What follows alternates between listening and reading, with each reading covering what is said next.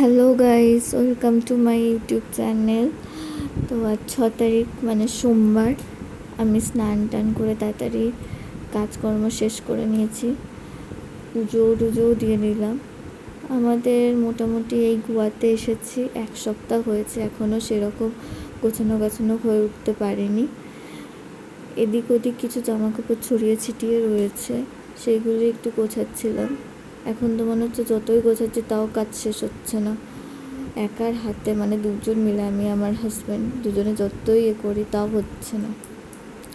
তো আমার husband office থেকে চলে এসেছে, এবার পাঁপড়টা ভেজে দেবো, কারণ আগে থেকে ভাজিনি, কারণ ঠান্ডা হয়ে গেলে। তো যাই হোক, এখন পাঁপড় গরম গরম পাঁপড় ভেজে দিচ্ছি। এমনি সময় ও থাকলে আমাকে অনেক কাজে হেল্প করে, আর না থাকলে আমি পুরোপুরি একা পেরে উঠতে পারি না। যাই হোক, আমাদের পাঁপড় ভাজা প্রায় কমপ্লিট। এই গরমে ঘামছিলাম আমি রীতিমতো। খাওয়া দাওয়া হয়ে গিয়ে আমি একটু ফেস প্যাক লাগিয়ে নিয়েছি, ফ্রেশ হয়ে গেছি। আমরা বিকেলবেলা ঘুরতে বেরিয়েছিলাম রেডি হয়ে। আমি তো খুব এক্সাইটেড ছিলাম, খুব খুশি ছিলাম, এতদিন পরে ঘুরতে বেরিয়েছি।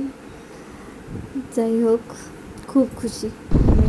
তো আমাকে কোথায় নিয়ে যাচ্ছে আমি এখনও জানি না, আমি শুধু যাচ্ছি। আমার মোটামুটি বাড়ি থেকে বেরোলেই হলো, আমি এতেই খুশি। চলে এসেছি আমরা যেখানে যাওয়ার ছিল, মানে আসার ছিল, এই সেই জায়গা। এই বীজটার নাম যেন কি বলেছিল আমার ঠিক মনে নেই। তো ওই যে আইসক্রিম গাড়িটার পিছন দিক দিয়ে একটা জায়গা ছিল, আগের দিন আমরা ওখানে গেছিলাম, ওই সানসেট পয়েন্টটাই ও আমাকে এখান দিয়ে দেখাচ্ছিল। তো যাই হোক, যাওয়া যাক।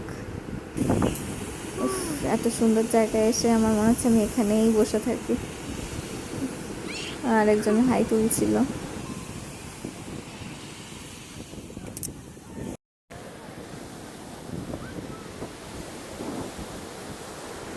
আমার হাসি দেখেই বুঝতে পারছি আমি কতটা খুশি। তো যাই হোক, ওকে আমি বলছিলাম একটু ক্যামেরাতে এসে একটু হাই হ্যালো করে দাও।